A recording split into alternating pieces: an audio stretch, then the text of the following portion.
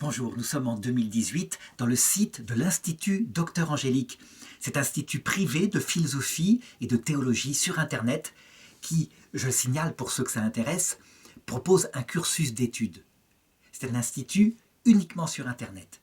Nous sommes dans une série de vidéos consacrées aux commentaires des 12 premiers chapitres de la Genèse. Ces chapitres que les exégèses disent être mythiques et que l'Église catholique dit avoir un style littéraire mythique, mais contenir des vérités, certaines vérités, qu'elle a définies d'ailleurs au cours de son histoire par 5 grands dogmes, 5 grands repères de la foi, certaines vérités concernant l'origine du monde, mais qu'il ne faut bien sûr pas prendre à 100% au sens littéral. Évidemment, le genre littéraire reste de type mythologique. Et j'en suis maintenant rendu exactement au chapitre 3, pour étudier ce que l'on appelle le péché originel.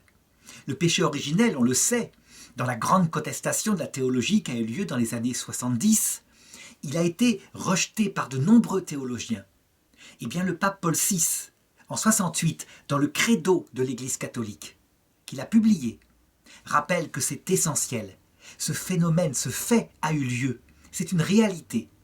La réalité, évidemment, l'Église ne décrit pas tout ce qu'elle est, mais elle donne un certain nombre de repères dogmatiques que je voudrais donner avant d'entrer dans l'étude de cette vidéo. À savoir, en théologie catholique, nous ne nous fondons pas que sur l'écriture. L'écriture, on peut l'interpréter de 1000 façons. C'est un des canaux de la révélation qui vient du Saint-Esprit. Mais il y en a 2 autres, indispensables, qui travaillent ensemble, véritablement. Et si on en oublie un, eh bien, on se condamne à ne plus être vraiment performant dans l'étude de ce qui s'est passé. Donc il y a la tradition, je dirais la tradition portée par l'Esprit Saint jusque dans le cœur des saints. Elle est très actuelle, la tradition. C'est d'ailleurs la tradition qui a sorti ces textes-là. Sauf qu'à l'époque, lorsqu'ils ont été mis par écrit, sans doute à l'âge du fer ou à l'âge du bronze, eh bien, l'Esprit Saint n'était pas comme maintenant si clair, si bien que les gens ne comprenaient pas ce qu'ils écrivaient. Mais l'Esprit Saint inspirait. Cette tradition s'est prolongée à travers les saints, jusque dans l'Église catholique, qui ont interprété ce texte avec une très grande profondeur, au fur et à mesure que les siècles passaient. Deuxièmement, l'écriture, c'est ce que nous allons étudier là. Et troisième canal, le magistère de l'Église, qui a une valeur très très forte, une valeur même qui vient couronner les 2 autres, puisque lui, il donne des repères certains, infaillibles. Et donc, concernant cette histoire, je rappellerai qu'il y a principalement 3 dogmes à considérer. Premièrement, Adam et Ève existent. C'est un homme et une femme dont l'âme a été créée par Dieu.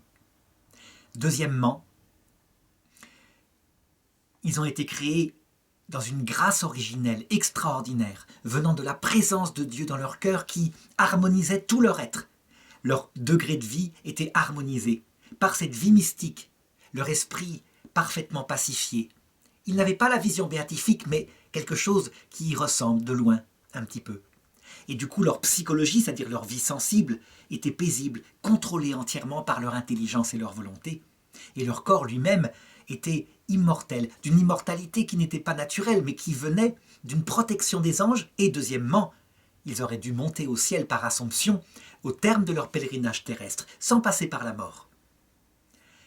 Le troisième dogme indique qu'ils ont péché, et que ce péché originel, ce dont nous allons parler maintenant, est un péché d'orgueil. C'est l'orgueil qui les a entraînés loin de Dieu et rien d'autre, mais nous le verrons.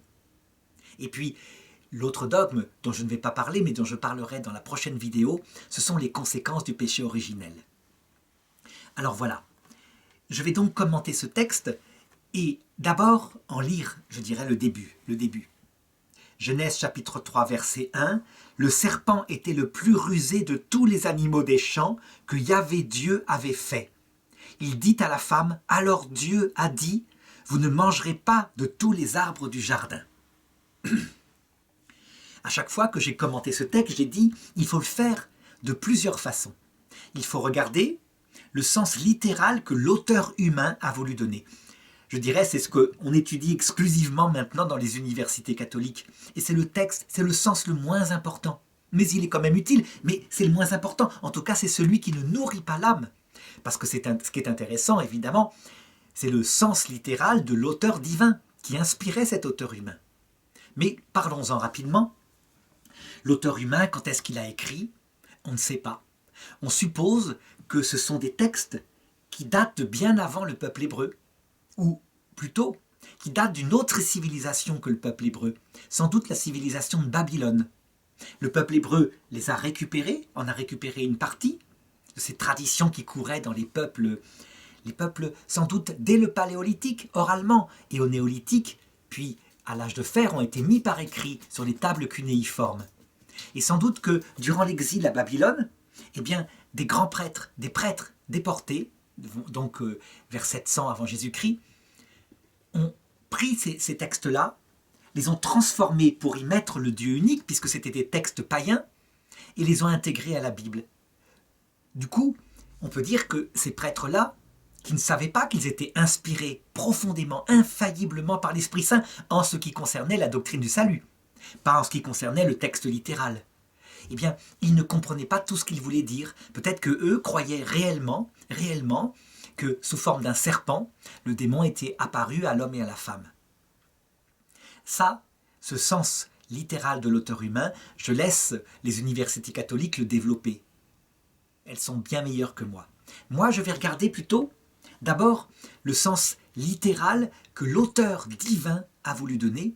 Et ce sens littéral de l'auteur divin, eh bien, il concerne le salut. Il concerne la doctrine du salut. C'est ça qui intéresse l'auteur divin. Il se sert des mots des hommes. Il les laisse d'ailleurs écrire avec leurs mots, parfois un langage mythique, toutes sortes de langages dans la Bible, mais il y met infailliblement ce qu'il veut dire concernant notre salut. Et là, en l'occurrence, du point de vue de la sagesse, c'est la question de l'origine. D'où venons-nous? D'où ça vient que nous sommes sur terre comme abandonnés de Dieu, sans sa présence intime?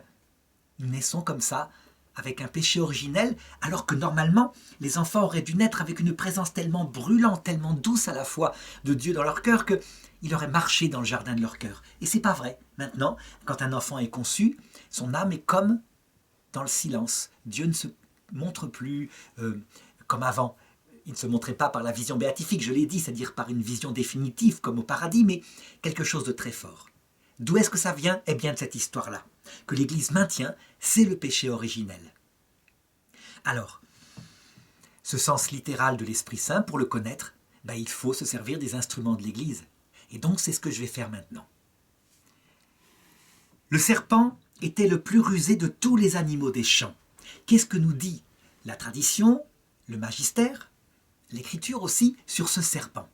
C'est évidemment un sens métaphorique. Ce n'est pas un vrai serpent. En réalité, d'ailleurs, on le voit dans le texte qui suit.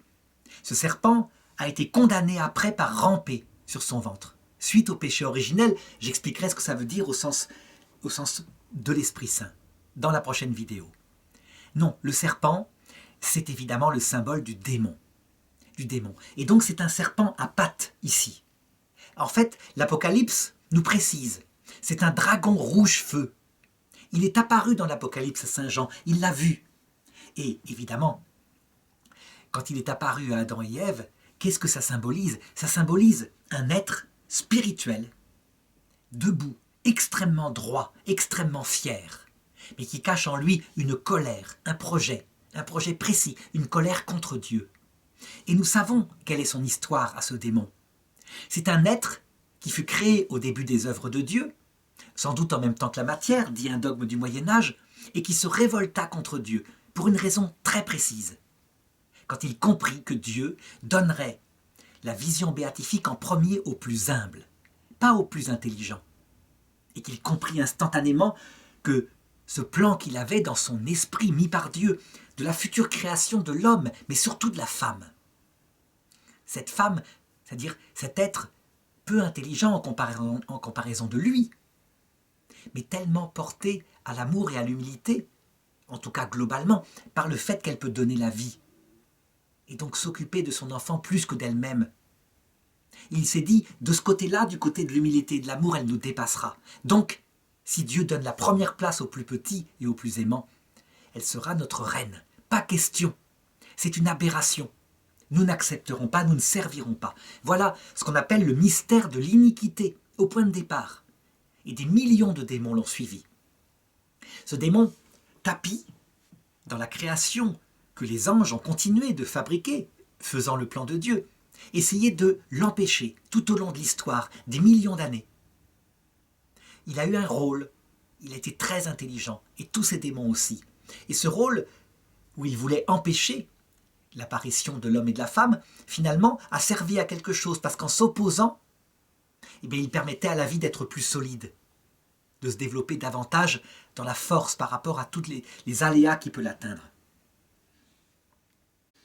Quand il est dit que ce dragon rouge-feu, parce que finalement ce serpent est un dragon, donc la noblesse de son comportement, à la différence d'un serpent, c'est-à-dire quelque chose de rusé qui se glisse dans notre psychologie. Donc ce dragon qui se présente à Ève, il présente quelque chose qui est à la fois vrai et à la fois plein de mensonges. Mais je le verrai plus tard. Toujours est-il qu'il parle, il est le plus rusé de tous les animaux des champs, ce qui veut dire que les autres animaux des champs, ce sont les anges. Saint Thomas d'Aquin disait « Chaque ange est unique. Chaque ange, puisqu'ils n'ont pas de corps, est comme une espèce à lui tout seul, absolument irréductible aux autres. Sa forme substantielle, c'est un pur esprit, est parfaite. Si bien que on peut dire qu'il y a autant d'espèces animales maintenant sur Terre qu'il y a sans doute eu d'anges. Et donc c'est des millions et des millions, véritablement.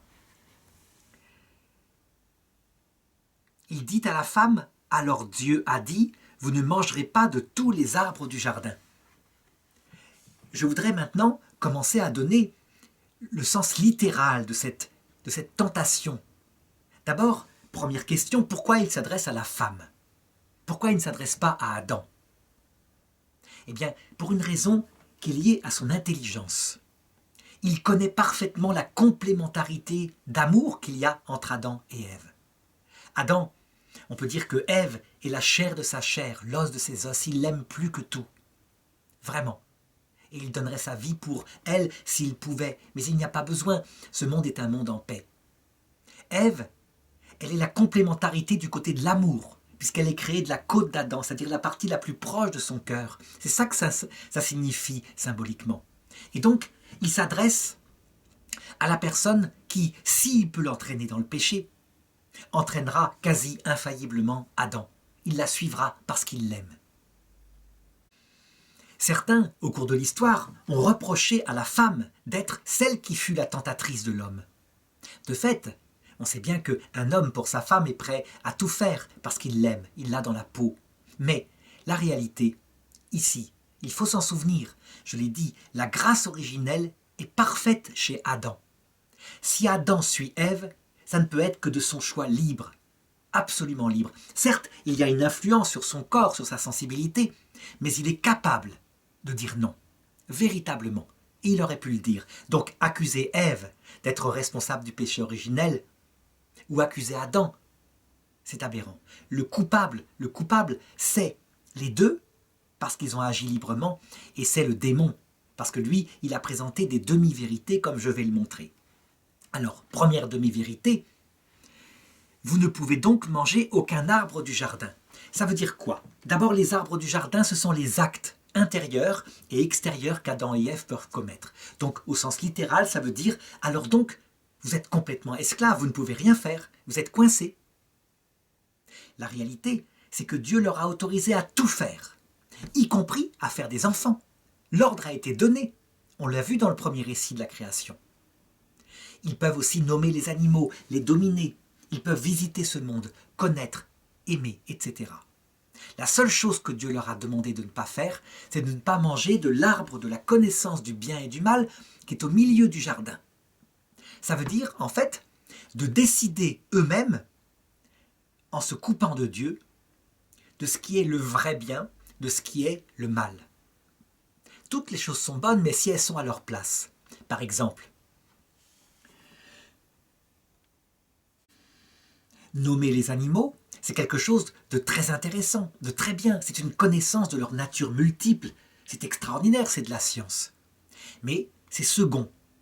Qu'est-ce qui est premier dans l'ordre que met Dieu? Eh bien, c'est Dieu lui-même, l'amour de Dieu, et l'amour du prochain, l'amour d'Adam pour Ève et d'Ève pour Adam. Ça veut dire que il y a un ordre où l'amour est premier avec l'humilité. On considère l'autre comme plus important que soi. Si on met, par exemple, le fait de connaître les animaux, de nommer, d'être scientifique, en premier, avant ces choses-là, alors c'est qu'on choisit soi-même le bien et le mal. On a mangé de l'arbre de la connaissance du bien et du mal et on a en conséquence décidé, nous-mêmes, autre chose que ce que Dieu avait décidé. S'ils le font, ils le savent, ils mourront. Et ils savent très exactement de quelle façon ils mourront. Ils savent que ça veut dire la perte de la présence de Dieu, la confiance sera brisée. Mais ils savent aussi que c'est la mort physique. Ils l'ont vu parce que les animaux meurent. Certains ont dit, mais non, il est dit que la mort est entrée dans le monde par le péché d'Adam et Ève. Réponse, le dogme parle du salut de l'homme, toujours. Il ne parle pas de ce qui s'est passé pour les animaux. C'est donc à la science de regarder si les animaux vivaient sur Terre et mouraient avant la création de l'homme, et la réponse est oui. Donc, les animaux étaient là pour faire une parabole de la réalité, y compris physique, de ce qui était annoncé. Pourquoi je dis ça? Pour bien indiquer que Adam et Ève sont des sages. Ils savent ce qu'ils font. Ils ont la capacité à juger du bien et du mal. Ce ne sont pas des petits innocents, naïfs. Non, Dieu les a éduqués. Il leur manque par contre l'expérience. Jamais ils n'ont connu la souffrance puisqu'ils ne souffrent pas. Ils n'ont pas connu dans leur chair la mort puisqu'ils ne meurent pas. Mais ils la connaissent théoriquement. C'est très important à comprendre parce que dans le péché originel qui a été contesté par les théologiens dans les années 70, eh bien ils ont dit, il est aberrant de dire que Adam et Ève pourraient s'engager pour nous. Dieu ne fait pas payer la faute d'une personne à leurs enfants. Il ne faut pas juger ça comme ça. Il faut juger ça autrement. Ils sont les parents de l'humanité. Et Dieu a créé l'humanité dans une descendance. Donc les parents ont une responsabilité sur leurs enfants. Et les parents aiment leurs enfants. En fait, Dieu a donné à Adam et Ève la responsabilité sur tous les enfants qui sortiraient d'eux. Voulez-vous qu'ils naissent avec la présence de Dieu? Cette présence tendre, profonde et envahissante, parce qu'elle les dirige vers le bien, pas vers la liberté totale. Ou désirez-vous qu'ils naissent sans la présence de Dieu? Donc dans une liberté de choisir eux-mêmes le bien et le mal. C'est finalement, pour bien comprendre, et pour comprendre Adam et Ève, le même choix qui est fait actuellement aux parents. Désirez-vous baptiser vos enfants, bébés, pour qu'ils aient la présence de l'Esprit de Jésus dans leur cœur? Ou désirez-vous qu'ils choisissent eux-mêmes, à l'adolescence, dans un acte de liberté, d'adhérer ou non à l'idéologie qu'est le christianisme? Ceux qui comprennent que le baptême donne une présence de Dieu veulent le baptême pour leurs enfants, ils font le mieux. Et ceux qui croient que le christianisme est une idéologie, disent non, il faut qu'ils soient adultes pour choisir l'idée. Et donc on ne le baptise qu'adulte, s'il le veut. Donc dans les deux cas, on croit faire le bien pour ses enfants. Personne ne fait le mal pour ses enfants. Adam et Ève ont cru faire le bien pour leurs enfants. En tout cas, le démon est là qui, lui, falsifie le message de Dieu. Parce que le message de Dieu, il est de dire « c'est ma présence qui vous équilibrera, qui vous rendra heureux. Ma présence infinie, vraiment, vous êtes fait pour cela. » Tandis que Lucifer, lui, va falsifier le message en disant « il veut vous dominer. » Donc, d'abord, vous ne pouvez rien faire. Ève répond. La femme répondit au serpent, « Nous pouvons manger du fruit des arbres du jardin, mais du fruit de l'arbre qui est au milieu du jardin, Dieu a dit, vous n'en mangerez pas, vous n'y toucherez pas, sous peine de mort. » Voilà. Et donc maintenant, il faut que j'analyse d'abord le comportement d'Ève. Ève, elle répond au démon. C'est important, ça veut dire qu'elle a écouté le démon. Le démon a eu une entrée en elle. Est-ce que c'est par naïveté ? Non, non. Elle est prévenue forcément, puisque je l'ai dit, le péché originel sera un péché libre. Donc, avec une pleine connaissance, sauf l'expérience, et une pleine maîtrise de soi, due à la grâce originelle, ils n'ont pas de passion qui dominerait leur intelligence et leur volonté comme nous. Pas de péché de faiblesse chez eux.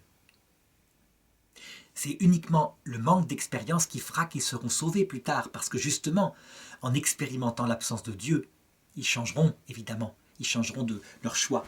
C'est ce qu'a toujours dit la tradition.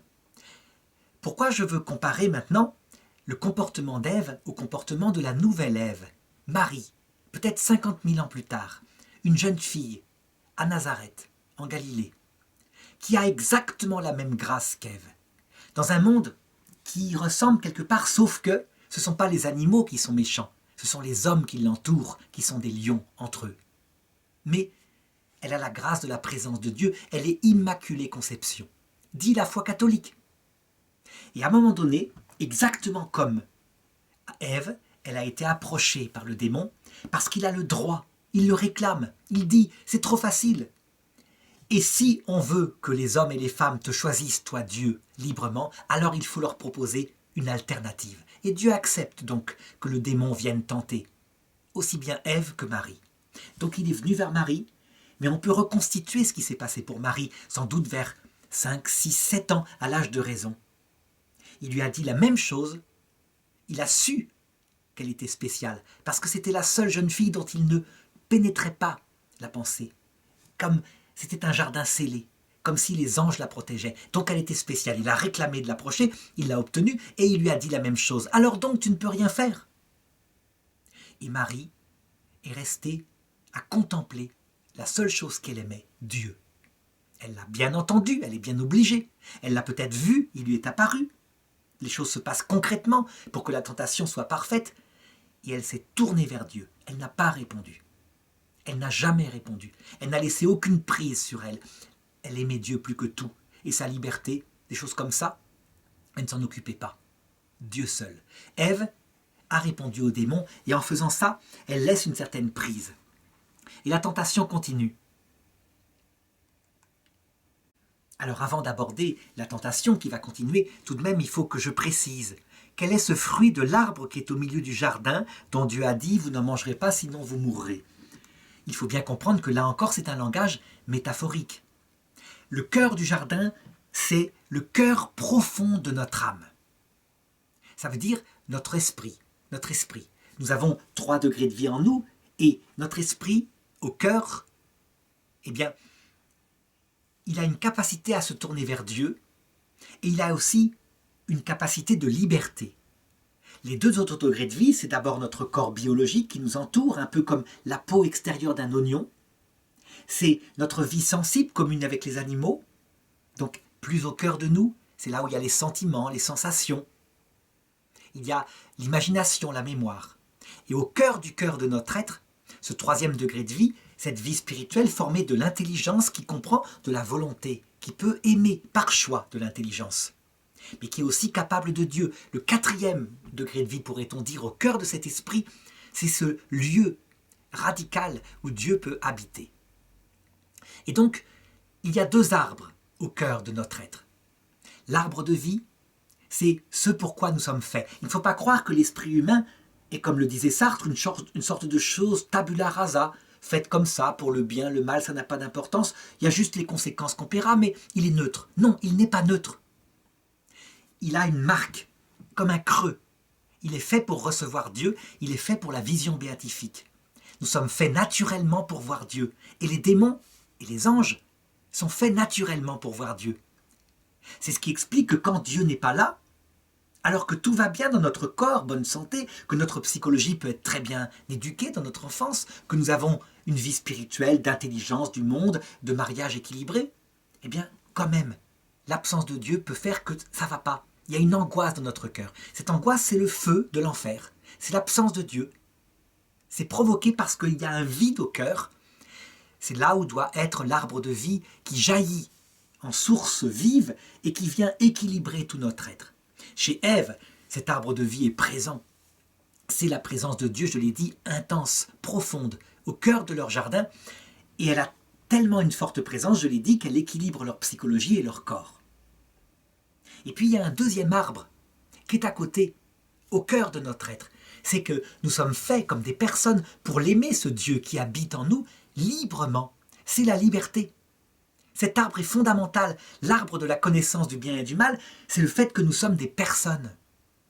Donc nous ne sommes pas seulement des animaux dans lesquels Dieu habiterait et puis c'est comme ça. Et nous subissons. Non, nous sommes des personnes qui sommes appelées à le choisir. Donc cet arbre de la connaissance du bien et du mal est essentiel. Mais il est dirigé par Dieu volontairement vers ce qui compte, vers le bien, Dieu et le prochain, comme je l'ai dit. Manger de cet arbre-là, c'est décider par soi-même autre chose que ce qu'est le bien et le mal. Donc, Adam et Ève peuvent tout faire. Ils peuvent s'embrasser, ils peuvent faire des enfants, ils peuvent nommer les animaux, ils peuvent jouer dans le jardin immense de la terre. Tout leur est permis. Ils peuvent prier Dieu, ils doivent prier Dieu, c'est le cœur même de leur vie, mais ils ne doivent pas choisir eux-mêmes autre chose que ce que Dieu a appelé le bien et ce que Dieu a appelé leur mal. Leur liberté ne doit donc pas être orgueilleuse, elle doit être une liberté soumise à l'amour. Et donc c'est une épreuve. C'est une épreuve parce que nous, comme personne, notre tentation spirituelle radicale, c'est évidemment de faire ce qu'on veut quand on veut. C'est une épreuve qui va courir tout le reste de l'histoire. C'est une épreuve, je vais le montrer, qu'on peut analyser selon plusieurs sens. Le sens allégorique, par exemple, en voyant comment Marie, elle, n'a jamais trahi l'amour, jamais. Elle est restée fidèle à cette grâce, elle est la femme. Jésus l'appelle femme parce qu'elle est celle que Dieu rêvait, parfaitement fidèle à la grâce originelle. Sens moral. Cet arbre de la connaissance du bien et du mal, il se réalise tous les jours, par exemple dans les mariages. Quand une jeune femme tombe amoureuse d'un homme, et que cet homme l'a choisi aussi, qu'ils se mettent ensemble en ménage. Au début, c'est porté par plein de plaisirs sensibles. Le cœur bat, c'est très facile. Et puis un jour, ce plaisir sentimental va baisser, c'est normal. Au bout de quelque temps, avec l'habitude, il peut être moins fort qu'au début.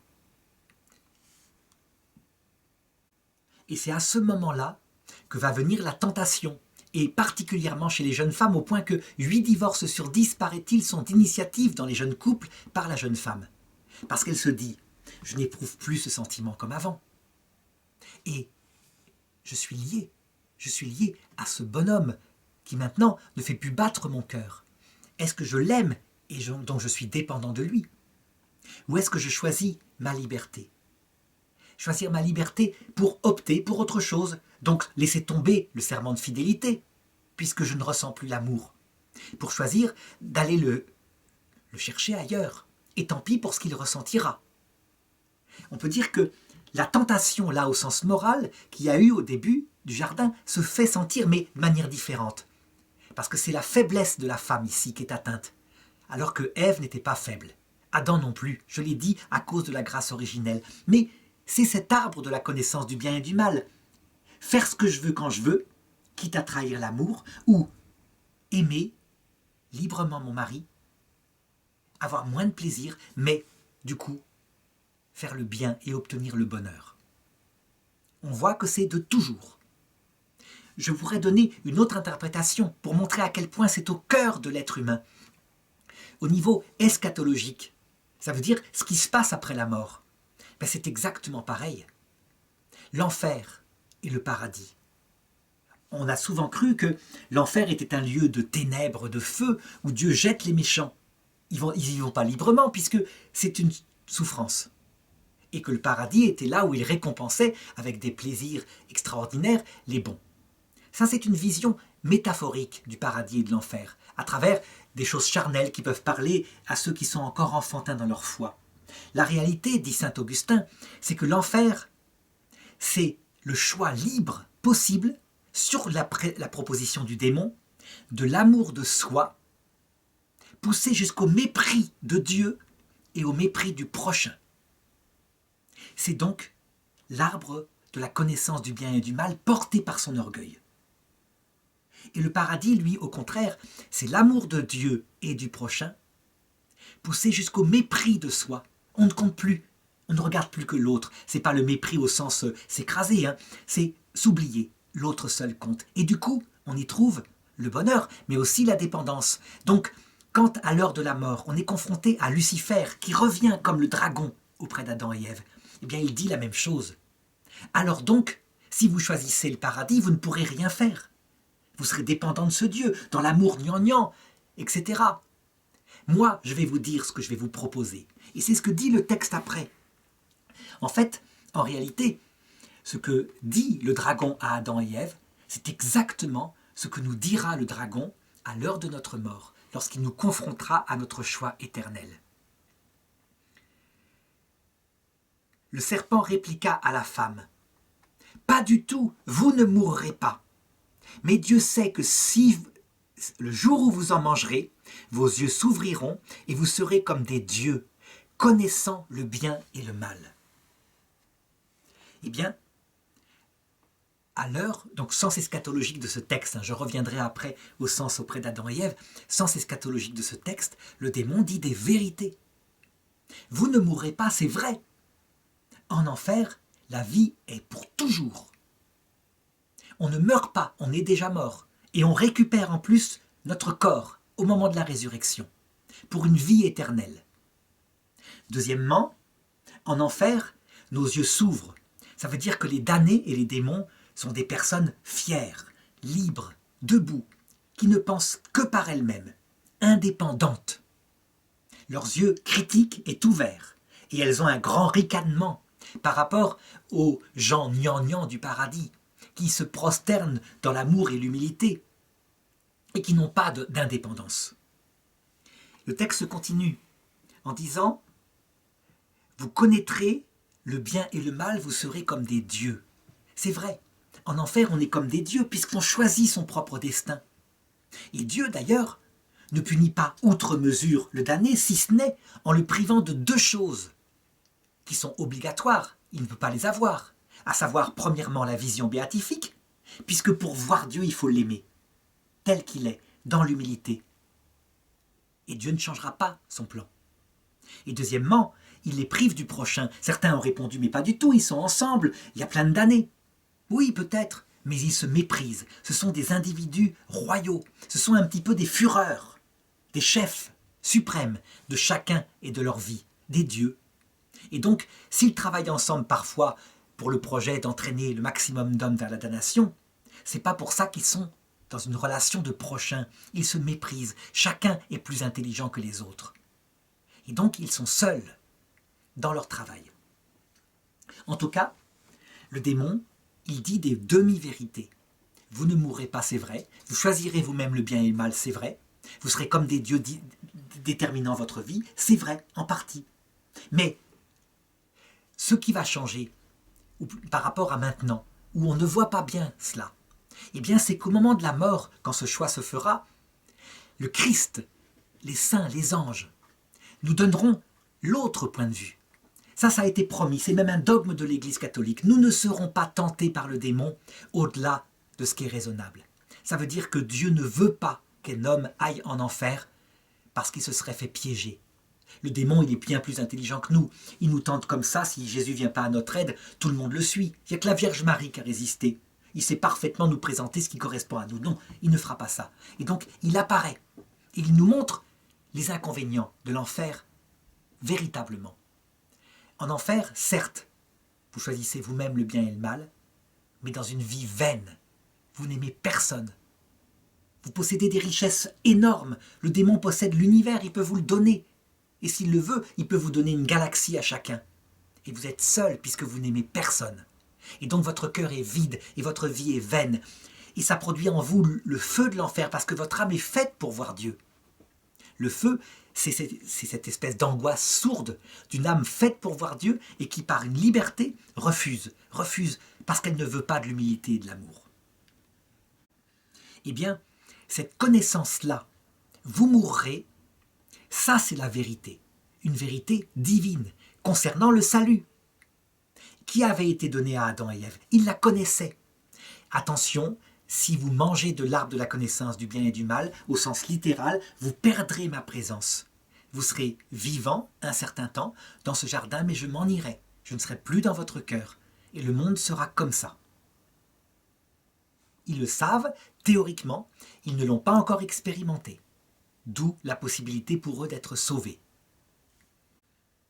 La grande différence, lorsque ça se réalisera à la fin de notre vie et à la fin du monde, face au jugement individuel où Lucifer sera là, c'est que nous aurons expérimenté sur terre ce que c'est qu'être sans Dieu. Et donc nous saurons parfaitement la vie vaine. On peut dire que Dieu se cache dans ce premier purgatoire qu'est la terre pour que justement nous sortions avec cette expérience-là, ce qui fait que lorsqu'un homme, face à Lucifer et face au Christ, choisit la liberté de manger de l'arbre de la connaissance du bien et du mal, donc l'enfer, il ne revient cette fois jamais en arrière. Il n'y a pas de repentir comme c'est arrivé pour Adam et Ève, parce que sa connaissance est parfaite cette fois, y compris jusque dans l'expérience, et sa maîtrise de lui-même est devenue parfaite dans le passage de la mort, après que Dieu ait retiré les conséquences du péché originel, qui ne servait qu'à nous apprendre l'humilité, donc pour un temps. Résultat, personne jamais en enfer ne revient en arrière, ne se convertit, d'où l'explication de l'éternité de l'enfer. Elle ne vient pas du fait que ces gens ne pourraient pas se convertir, elle vient du fait que ces gens ne veulent jamais se convertir. Ils savent tout, y compris les peines de l'enfer, qui sont des conséquences immanentes de leur cœur vide, de leur rage, de leur colère, de la vanité de leur vie, mais ils le savent dès le départ, ils ne reviennent jamais en arrière. C'est le péché contre l'Esprit Saint. On le voit, la révélation, depuis l'alpha, le début, la Trinité, la suite avec ce péché originel, et jusqu'à l'oméga, qui est notre entrée dans la vision béatifique, elle a toujours la même cohérence. Notre âme est faite pour voir Dieu.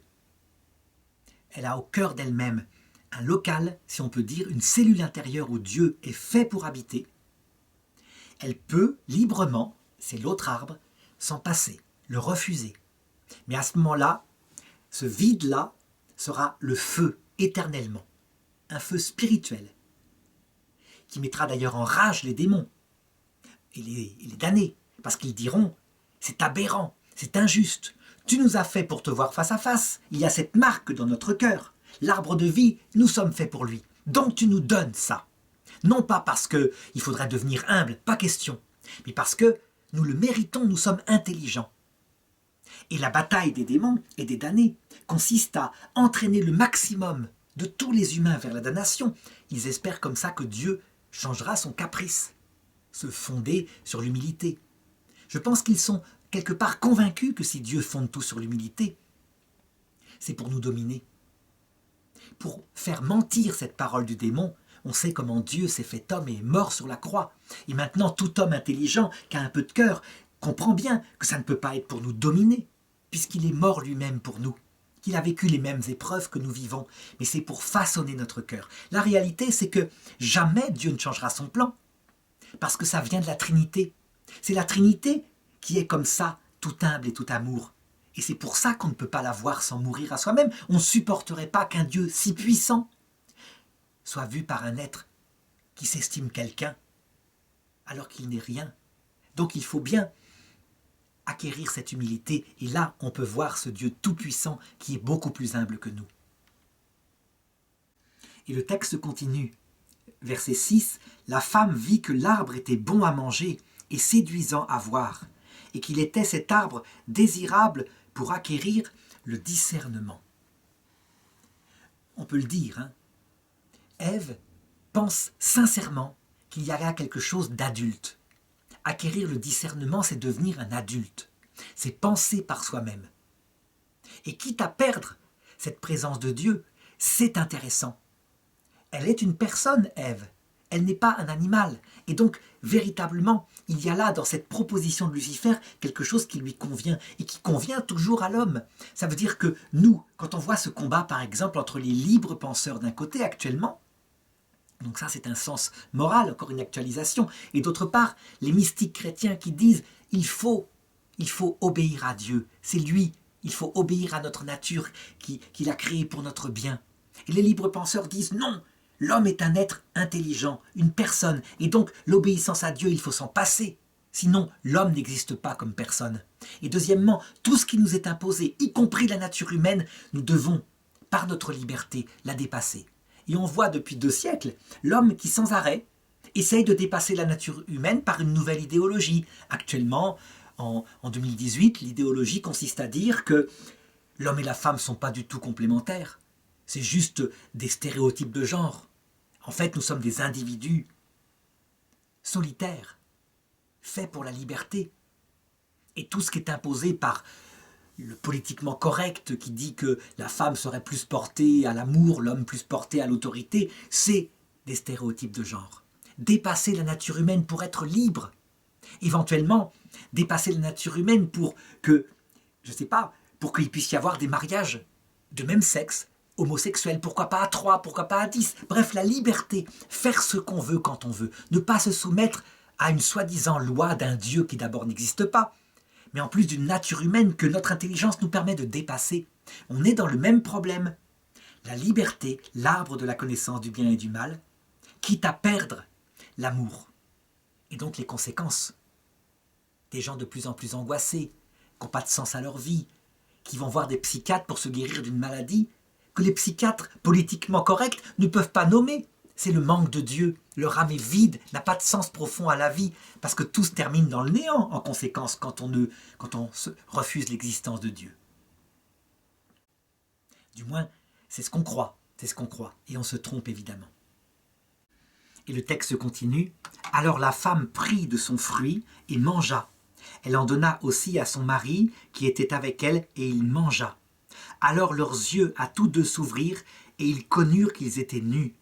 Ils cousirent des feuilles de figuier et se firent des pagnes. Alors, là je le redis, accuser Ève d'être la tentatrice, c'est aberrant, puisque Adam n'est pas tentable. Il a lui-même fait le même raisonnement. Il a vu que c'était ce qu'il y avait de mieux. Et il les a choisis. Ils ont choisi tous les deux pour leurs enfants. La liberté. Par contre, les conséquences sont immédiates. Immédiates, et d'ailleurs le verset suivant le dit. Ils entendirent le pas de Yahvé Dieu qui se promenait dans le jardin à la brise du jour, et l'homme et sa femme se cachèrent devant Yahvé Dieu parmi les arbres du jardin. Qu'est-ce que ça signifie? En fait, leur âme a trahi la confiance. Alors immédiatement, Dieu s'est retiré. Et Dieu, là, immédiatement, n'est plus au cœur du jardin, uni à eux, perpétuellement, mais il est déjà étranger à eux.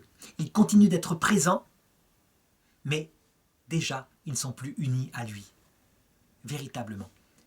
Et alors, la conséquence immédiate de ça, je les verrai dans la prochaine vidéo, c'est que la présence intime de Dieu, qui était si puissante ayant disparu, aussitôt, l'harmonie de leur être, quelque part, est brisée.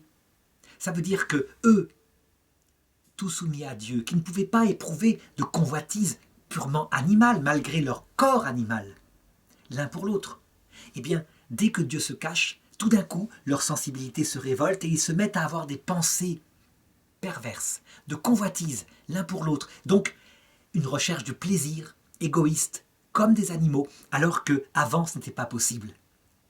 Du coup, eux qui sortent d'une telle finesse avec la présence de Dieu, quand ils voient les pensées de l'autre, ils en ont honte. Et donc, ils se cachent. Ils veulent se cacher l'un à l'autre ces pensées qui sont insupportables.